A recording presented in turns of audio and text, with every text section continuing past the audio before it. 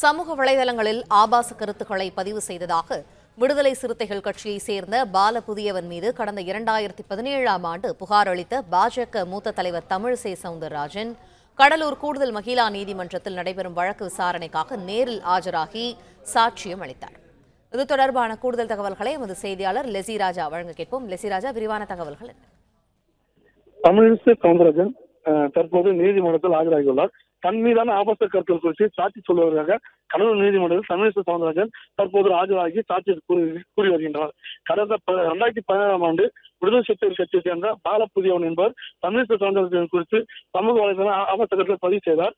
அப்போது தமிழக பாஜக தலைவராக இருந்த தமிழிசை சார்பாக ஆபாச கருத்து எதிர்ப்பு தெரிவித்து காவல் நிலையத்தில் பாஜக புகார் கொடுத்தார். இந்த புகார் தொடர்பாக பால புதியவர் கைது செய்யப்பட்டு வழக்கு கடலூர் நீதிமன்றத்தில் நடைபெற்று வருகிறது. இந்த வழக்கு தொடர்பாக சாட்சி சொல்வதற்காக தமிழிசை சவுந்தரராஜன் இன்று கடலூர் நீதிமன்றத்தில் ஆஜரானார். கடலூர் கூடுதல் மகிழா நீதிமன்றத்தில் ஆஜரானவர் சாட்சியை கூறி வருகின்றனர். கடலூர் மாவட்ட நீதிமன்றத்தில் முன்னாள் ஆளுநர் தமிழிசை சவுந்தரராஜன் ஆஜராகி தற்போது சாட்சிகளை கூறி வருகின்றனர்.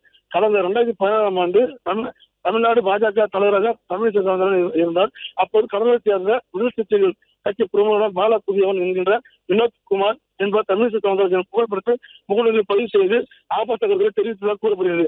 இது குறித்து பாரதிய ஜனதா கட்சி முன்னாள் ஒன்றிய செயலாளர் பழனியம்மாள் கடலூர் புதுநகர் போலீஸ் நிலையத்தில் கடந்த 2017ஆம் ஆண்டு புகார் அளித்தார். அதன் பேரில் போலீசார் 5 பிரிவின் கீழ் வழக்கு பதிவு செய்து பாலபுதியவர் கைது செய்தார். மேலும் இது தொடர்பாக கடலூர் கூடுதல் மகிழா நீதிமன்றத்தில் போலீசார் வழக்கு கொடுத்தனர். இந்த வழக்கு கடந்த 8 ஆண்டுகளாக நடைபெற்று வரும் நிலையில் இன்று மீண்டும் விசாரணைக்கு வந்தது.